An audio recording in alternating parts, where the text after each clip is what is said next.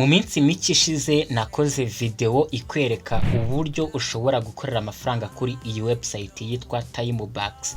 Timebucks ni website ushobora gukoreraho amafaranga nta gishoro bigusabye, ukabikuriza kuri Binance. Ushobora gukorera amafaranga kuri iyi website yitwa Timebucks ukora tasks zigiye zitandukanye. Ushobora gukorera amafaranga kuri iyi website ukina games, ndetse ushobora no gukorera amafaranga kuri iyi website ukora surveys igihe baba baziguhaye. Hari video nyine ya mbere nakoze ikwereka uko wakiyandikisha, ikwereka buri kimwe ukwiye kumenya cyangwa buri kimwe uko ukwiye kugikora neza kugira ngo ukorere amafaranga ndetse uzayabikuze. Gusa ariko hari n'indi video nakoze ndi kukwereka ndi kubikuza amadolari 4. Gusa ariko nanone nkoze iyi video bitewe nuko bamaye survey ifite 0.44 by'idolari, ni hafi igice cy'idolari. Iyi survey rero nari ndimo kuyikora, uri kubona ko ngeze kuri 48% ndi gukora iyi survey. Nibwo navuze ni ubundi kuki nakora n'iyi video nkwereka uko wakora survey, kuko gukora survey ntago ukwiye gusubiza buri kimwe uko ubishaka. Uba ukwiye kujya usoma ikibazo hanyuma ugahitamo igisubizo cya nyacyo. Gusa ariko hari ibyo udasabwa gusubiza mu buryo bwa nyabwo, hari ibyo ugomba gusubiza random cyangwa uko ubyifuza. Gusa ariko hari n'ibyo ugomba gusubiza neza. Uri kubona nka hano ngeze bari kumbaza ngo what is 5+7. Byanze bikunze hano uba ukwiye guhitamo igisubizo nyacyo. 5+2 birumvikana ko ni 7. Uhisemo 6, uhisemo 8 cyangwa 9, birumvikana ko ushobora gukotora. Ariko reka duhitemo 7 ubundi tuze hano kuri continue. Iyi survey nayitangiye mbere, hanyuma nafashe icyemezo cyo kuba nabereka uko namwe mwazikora igihe mwaba mwazibonye. Ngezemo hagati, uri kubona ko nk'ubu ngeze kuri 51%. Hanyuma ikibazo cya kabiri bari kumbaza kiragira kiti in general how civil do you believe people at your workplace are at the moment. Nshobora kuvuga they are very uncivil cyangwa they are slightly civil. Hanyuma nkahita nza kuri continue. Hano barambaza ngo on a scale of 1, ku kigero cya rimwe ivuga worst possible state, ibintu bidashoboka na gato. Hanyuma ku 10 ni best possible state, bishobora kuba bishoboka cyane. How do you rate the state of following in the last 12 months? Your typical diet. Njyewe ibyo kurya navuga ko biba biri worth best ku kigero wenda cy'8 ku 10. Hanyuma next bakatubaza bati the cost of living relative to wages in your country. Hanyuma nshobora guhitamo wenda 5. Ibi ngibi it doesn't matter, nshobora gusubiza uko mbishatse. Hanyuma hano bakambaza ngo your physical health. My physical health is around 7, ni nka 7. Hanyuma bakongera bakambaza bati your relationship with your friends. My relationship with my friends ni ku 9.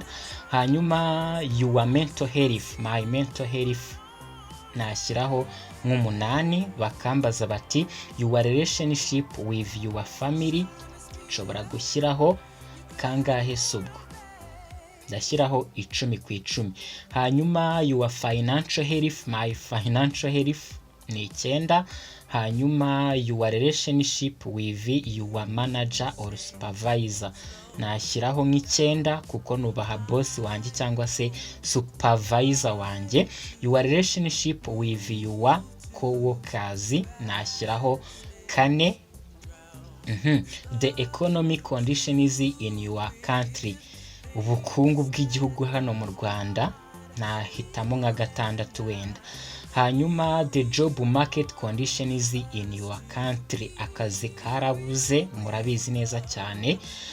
Gusa ariko dufite amahirwe yo kwihangira imirimo, ariko by'umwihariko ugiye gushaka akazi uri nk'umunyeshuri urangije uziko bigoye.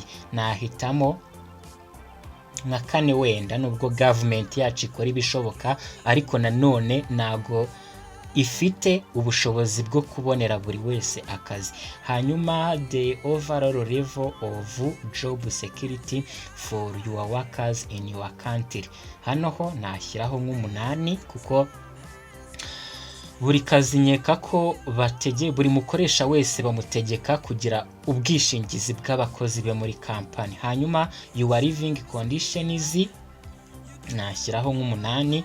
Hanyuma bagakomeza bagira bati your exercise or physical fitness habit, nshobora gushyiraho nka gatanu kuko ntago nkunze gukora siporo cyane. Mitanza hano kuri continue and then bagahita bambaza bati to what extent do you agree or disagree with the following statement relationship to your experience at work in the last 12 months.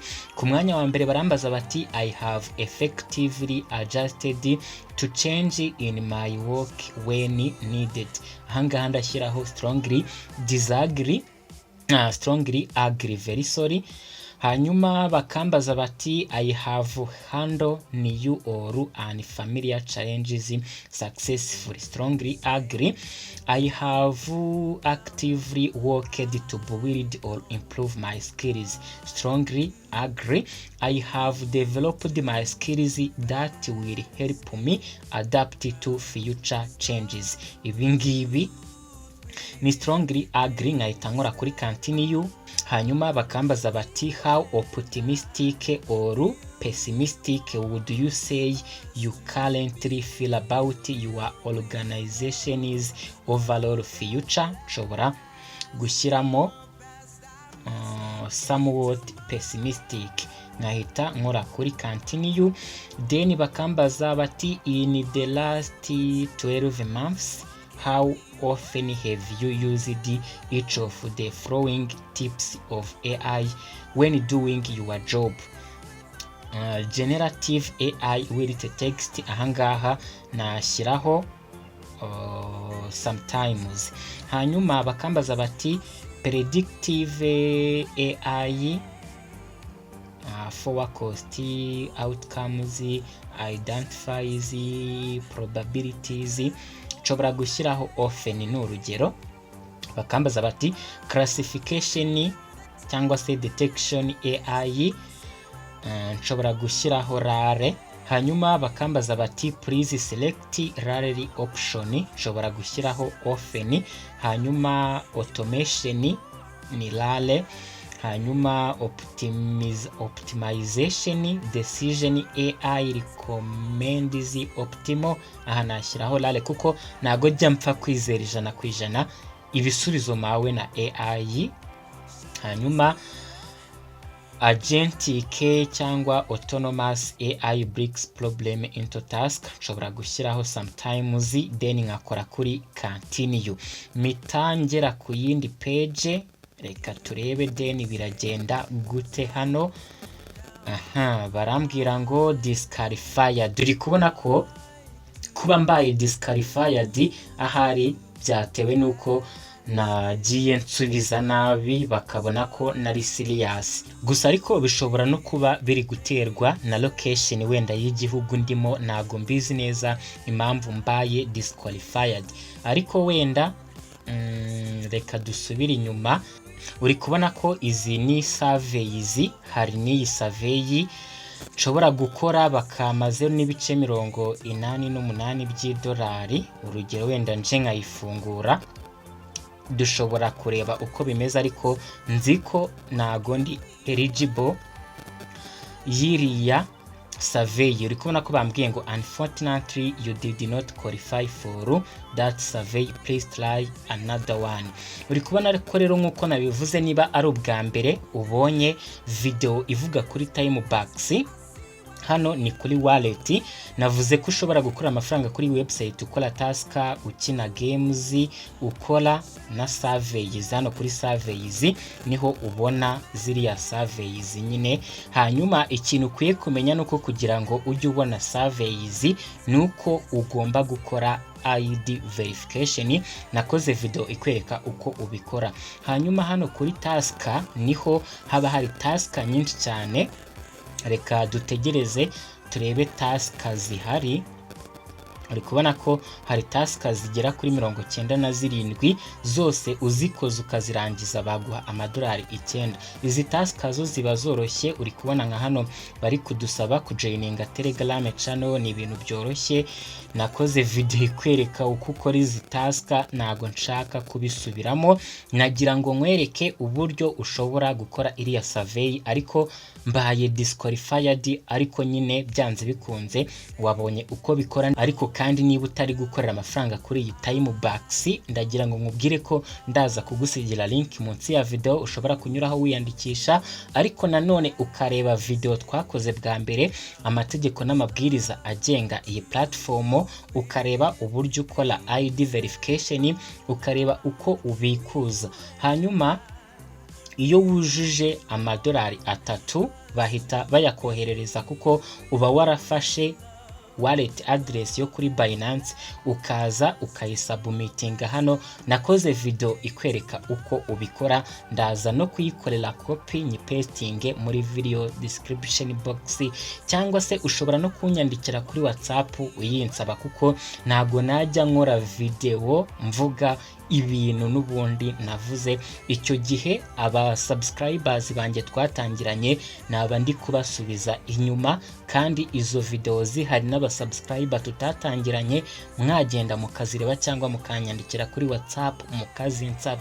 Hanyuma turi kubategurira ibyiza byinshi. Kanda kuri subscribe, iyi video uyihe like, naho mu bindi biganiro turi kubategurira. Ciao ciao.